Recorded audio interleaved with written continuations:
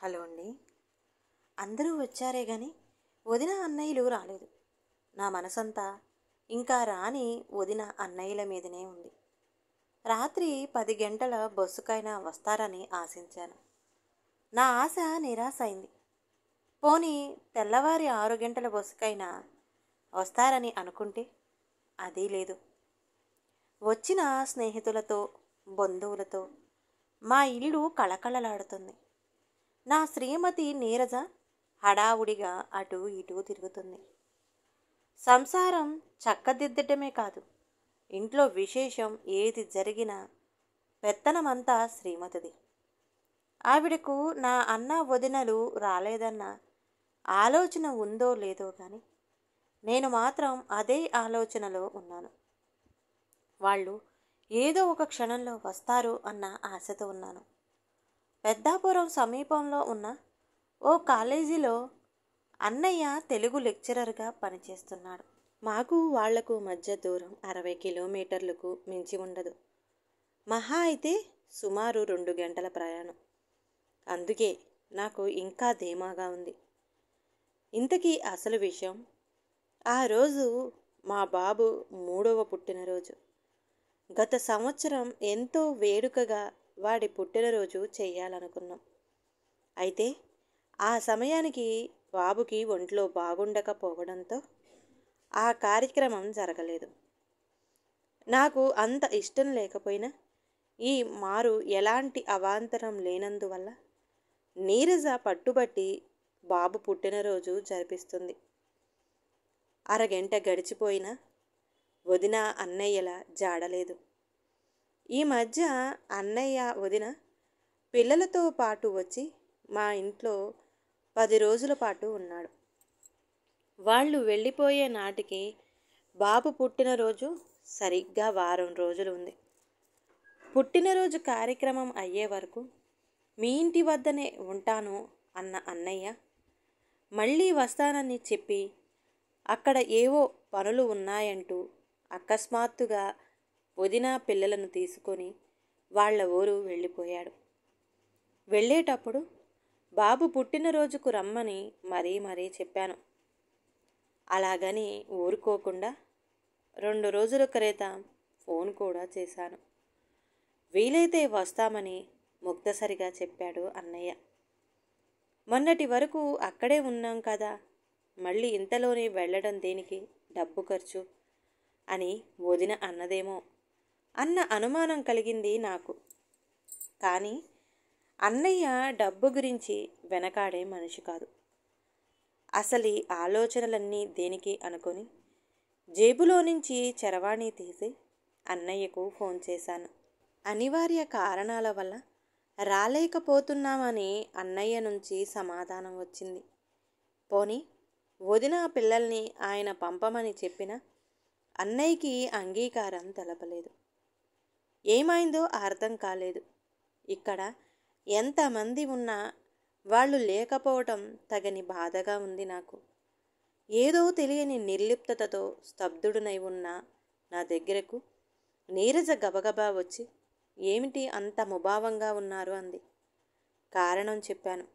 వాళ్ళు రారండి, వస్తే ఖర్చులు అయిపోవు, అంతా మీలాగే ఉంటారు అనుకుంటున్నారా అంది అదోలా మొహం పెట్టి శ్రీమతి.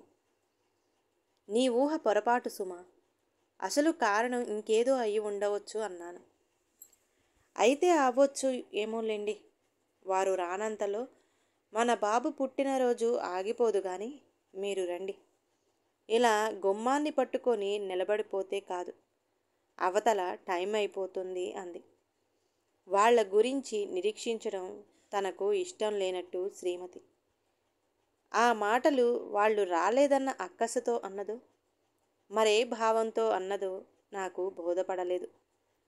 నీరజకు తల్లిదండ్రులు లేకపోయినా ఫోన్ చెయ్యడమే ఆలస్యంగా ఆమె తరపు వాళ్ళంతా వచ్చేశారు. ఆవిడకు ఉన్నంత నిశ్చింత నాకు ఉండదు మరి. అన్యమనస్కంగానే బాబు పుట్టినరోజు వేడుకలో పాల్గొన్నాను. పిల్లల నవ్వులతో, కేరింతలతో, పెద్దల ఆశీస్సులతో 10 అయ్యేసరికి ఆ కార్యక్రమం ముగిసింది. శ్రీమతి ఆ రోజు కొందరికి భోజనాలు కూడా చెప్పింది. సరిగ్గా 10:30కు అనుకుంటాను. నా ముఖ్య స్నేహితునితో మాట్లాడుతూ ఉండంగా ప్రసాద్ వచ్చాడు. అతనిది మా ఊరే. అన్నయ్య కాలేజీలోనే అటెండర్గా పనిచేస్తున్నాడు. నేను తెల్లబోయి చూస్తూ ఉండగానే, సార్, మీ అన్నయ్య గారు ఇవి మీకు ఇమ్మన్నారండి అంటూ ఓ ప్యాకెటు తెల్లని ఎన్వలాప్ కవరు ఇచ్చాడు. భోజనం చేసి వెళ్ళండి అని చెప్పినా వినకుండా టీ మాత్రం తాగి వెళ్ళిపోయాడు. ప్యాకెట్ లోపల పెట్టి కవర్ చించాను. దాంట్లో ఉన్న ఉత్తరం తీసి చదవగానే ఆశ్చర్యం, ఆవేశం ఒక్కసారిగా నాలో పుట్టుకొచ్చాయి. ఇది నిజమేనా అన్న అనుమానం నాలో ప్రవేశించింది. ఆ క్షణం నుంచి నా మనసుకు శాంతి లేకుండా పోయింది. నీరజ తన హడావుడిలో తాను ఉందే తప్ప నన్ను గమనించే స్థితిలో లేదు. ప్రస్తుతం చెయ్యవలసింది ఏమిటా అన్న ఆలోచనలో పడ్డాను నేను. బాబు పుట్టినరోజు వేడుక జరిగి 10 రోజులు గడిచిపోయినా నా ఆలోచనకు ఓ రూపం ఏర్పడలేదు.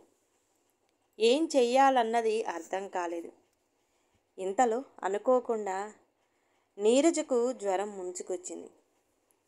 2-3 రోజుల్లో తగ్గిపోతుంది అనుకున్న జ్వరం ఓ వారం గడిచినా తగ్గుముఖం పట్టలేదు. నీరజ లేవలేని పరిస్థితి ఒకవైపు, ఇంటి చాకిరి మరొకవైపు. బాబు ఆలనా పాలనా చూసుకుంటూ ఆఫీసుకెళ్ళి రావడంతో నా పని అడకత్తెరలో పోకచెక్కలా తయారైంది. నేను అవస్థ పడుతుండటం చూసి తనకు తెలిసిన 4-5గురికి జ్వరం తగ్గే వరకు వచ్చి ఉండమని నీరజ ఫోన్ చేసింది. అందుకు ఎవరూ ముందుకు రాలేదు. ఆనందాన్ని పంచుకునేటందుకైతే అందరూ ముందుకు వస్తారే గాని ఆపదలో ఆదుకునేటందుకు అంత తొందరగా ఎవరూ రారు అన్నది అందరికీ తెలిసిన సత్యం. మీరు ఇలా ఎన్నాళ్ళు యాతన పడతారు? మీ అన్నయ్య గారి పెద్దమ్మాయి సుజాతను పంపించమని బావగారికి ఫోన్ చేయండి అంది ఒకరోజు శ్రీమతి. ఏమో, వాళ్ళు పంపకపోతే బాధపడాలి, ఫోన్ చేయడం అనవసరం అన్నాను. అసలు ప్రయత్నించకుండా మీరే చెబుతారేమిటి? వాళ్ళు పంపుతారో లేదో చూద్దాం, ముందు ఫోన్ చేయండి అంది కోపంగా శ్రీమతి. సరే అంటూ హాల్లోకి నడిచాను. 5 నిమిషాల తర్వాత తిరిగి వచ్చి ఫోన్ చేశాను. నీరజ, అయితే అన్నయ్య సుజాతని పంపిస్తాడో లేదో చెప్పలేం అన్నాడు. చెప్పలేం. భారంగా మరో వారం గడిచిపోయింది. ఖరీదైన మందులు వాడటంతో నీరజకు జ్వరం తగ్గిపోయింది. తగ్గడమే ఆలస్యంగా తను అంత కష్టంలో ఉన్న సుజాతను పంపనందుకు నా అన్న వదిలను దూషించటం మొదలుపెట్టింది శ్రీమతి. 1-2 రోజులు ఓపికగా ఊరుకొని, ఎందుకు అదే పనిగా వాళ్లను ఆడిపోసుకుంటావు? మన బాబు పుట్టినరోజు కార్యక్రమానికి కూడా వారు రాలేదు. ఎందుకు రాలేదో తెలుసా నీకు అన్నాను. ఏమో, అప్పుడు రాకపోతే మానేరు. మనిషి కష్టాల్లో ఉన్నప్పుడు రాకపోతే ఇక అయిన వాళ్ళు ఉండి లాభమేంటి? అనుబంధాలకు అర్థమేంటి? అంది ఆవేశపడిపోతూ నీరజ. అసలు మనిషికి మనిషికి మధ్య అనుబంధాలు అనేవి ఈ లోకంలో ఇంకా మిగిలి ఉన్నాయంటావా అన్నాను. లేవని మీ వాళ్ళు ఇప్పుడు రుజువు చేశారుగా, హేళనగా అంది శ్రీమతి. రుజువు చేసింది వాళ్ళు కాదు, నువ్వే అన్నాను కఠిన స్వరంతో. నేనా? మీ మాటలు నాకు అర్థం కావడం లేదు. అయోమయంగా నా మొహంలోకి చూసింది నీరజ. మన బాబు పుట్టినరోజు నాడు మా అన్నయ్య అటెండర్ ప్రసాద్ ద్వారా గిఫ్ట్తో పాటు ఓ ఉత్తరం కూడా పంపాడు. ఇది చదివితే అంతా నీకే అర్థమవుతుంది అన్నాను. ఈ సంగతి నాకెందుకు చెప్పలేదు? కోపంగా అంది శ్రీమతి. అప్పుడు కావాలని చెప్పలేదు, అందుకు అవకాశం ఇప్పుడు వచ్చింది. ఆ ఉత్తరం చదువుతున్నాను విను అంటూ పదిలంగా జేబులో ఉన్న ఉత్తరం తీసి చదవటం ప్రారంభించాను. తమ్ముడు, బాబుకి మా శుభాకాంక్షలు. వాడి పుట్టినరోజుకి మేము రానందుకు నీవు బాధపడతావని నాకు తెలుసు. ఇప్పుడే కాదు, ఇంకెప్పుడు మేము మీ ఇంటికి రాలేమని నాకు అనిపిస్తుంది. ఈ విషయం నీకు తెలియచెయ్యకూడదు అని అనుకున్నాను, కానీ అందువల్ల కలిగే లాభం కన్నా నష్టమే ఉన్నట్టు బాగా ఆలోచించాక నాకు బోధపడింది. అందువల్ల నీకు తెలియజేయడం తప్పనిసరి అయ్యింది. మేము అక్కడ ఉన్నప్పుడు ఒకరోజు రాత్రి నువ్వు చాలా ఆలస్యంగా ఇంటికి వచ్చావు. నువ్వు వచ్చేసరికి మేము పడుకున్నాం. నాకు తలనొప్పిగా ఉండటంతో నిద్ర పట్టలేదు. నీరజ నీ కోసం ఎదురు చూస్తూ వీధి గుమ్మంలో కూర్చుంది. ఇంతలో పక్కింటావిడ వచ్చి ఏవో కొత్త రకం చీరలు వచ్చాయని, చీర ఖరీదు 1500 చెప్పి తీసుకుంటారా అని మరదల్ని అడిగింది. అప్పుడు మరదలు, ఏం తీసుకోవడం అండి, మా వారి అన్నా వదినలు పిల్లలతో వచ్చి తిష్ట వేశారు. వీళ్ళు రావడం వల్ల మాకు ఎంత ఖర్చు. ఎంత అన్నా తమ్ముళ్ళు అయితే మాత్రం ఇన్ని రోజులా ఉండడం. మీరు చెబితే నమ్మరు, కానీ రోజు మా పై ఖర్చులకు సరిపోయే డబ్బు వీళ్ళ పిల్లలకి తినుబండారాలు, పాలు తేవడానికి కూడా సరిపోవడం లేదు. ఈ లోటు ఎలా పూడుతుందో అర్థం కాకుండా ఉంది. మీరు నమ్మినా నమ్మకపోయినా ఇది పచ్చి నిజం అని స్పష్టంగా మరదలు ఆవిడతో అంది. నేను నిద్రపోతున్నాను అనుకుని అలా చెప్పిందో, లేక నేను వినాలనే అలా చెప్పిందో ఇప్పటికీ నా ఊహకు అందడం లేదు. ఆ మాటలు విని నేను ఎంత బాధపడ్డానో ఆ భగవంతుడికే తెలుసు. దేవుడి దయ వల్ల మీకు మాకు కనీస అవసరాలు తీర్చడానికి ఎలాంటి ఇబ్బంది లేదు. నీ వదిన పిల్లలు సరదా పడుతుంటే మీ ఇంట కొద్ది రోజులు గడపాలని వచ్చానే తప్ప మరదలు అనుబంధాలకు ఖరీదు కడుతుందని నేను ఎంత మాత్రం అనుకోలేదు. డబ్బు మీద వ్యామోహం ఉండకూడదని, సంసారానికి అయ్యే ఖర్చులు లెక్క చూసుకోవడం తప్పని నేను అనను. కానీ ఇలా ఖరీదు కట్టి అనుబంధాలను దూరం చేసుకోవడం చాలా పొరపాటు.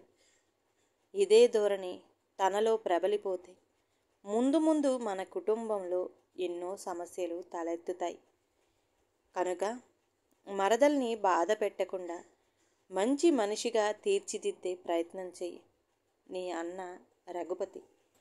ఉత్తరం చదవడం ముగించి బరువెక్కిన హృదయంతో నీరజ వైపు చూశాను. చలనం లేని శిలాప్రతిమలా కూర్చుని ఉందామె. కొన్ని క్షణాల నిశ్శబ్దం తర్వాత, చూడు నీరజ, మన ఇల్లు పిల్లలు అన్న స్వార్థం ఉండకూడదు అని నేను చెప్పను. అయితే ఆ స్వార్థం అనుబంధాలను దూరం చేసేదిగా ఉండకూడదు. అలా ఆత్మీయుల్ని దూరం చేసుకుంటే మనం జీవించటమే కష్టమవుతుంది. నేడు డబ్బే ప్రధానమైన, డబ్బుతో సంబంధం లేని అవసరాలు కొన్ని మనిషికి ఏర్పడుతుంటాయి. కొన్ని సందర్భాలలో మనం ఎంత బాధపడాల్సి వస్తుందో ఈసరికి నీకు అర్థమయ్యే ఉంటుంది. ఇది నీకు తెలియజెప్పాలనే మొన్న నువ్వు జ్వరంతో ఉన్నప్పుడు సుజాతను పంపమని అన్నయ్యకి ఫోన్ చేయమన్నా నేను అసలు ఫోన్ చేయలేదు నీరజ. అనుబంధాలను త్రుంచుకోవడం కాదు, పెంచుకుంటేనే ఒకరికొకరం తోడు నీడగా ఆనందంగా జీవించగలుగుతాం అన్న నిజాన్ని ఇప్పటికైనా తెలుసుకో అన్నాను సౌమ్యంగానే. కళ్ళల్లో నీళ్లు సుళ్ళు తిరుగుతుండగా తను చేసింది తప్పే అన్నట్టు తలదించుకుంది నీరజ. ఈ కథ కనుక నచ్చితే ప్లీజ్ లైక్ చేయండి. అలాగే ఛానల్ని సబ్స్క్రైబ్ చేసుకోవటం మాత్రం అసలు మర్చిపోమాకండి. మీ విలువైన అభిప్రాయాన్ని కామెంట్ బాక్స్లో కామెంట్ చేయండి. అందరికీ ధన్యవాదాలండి.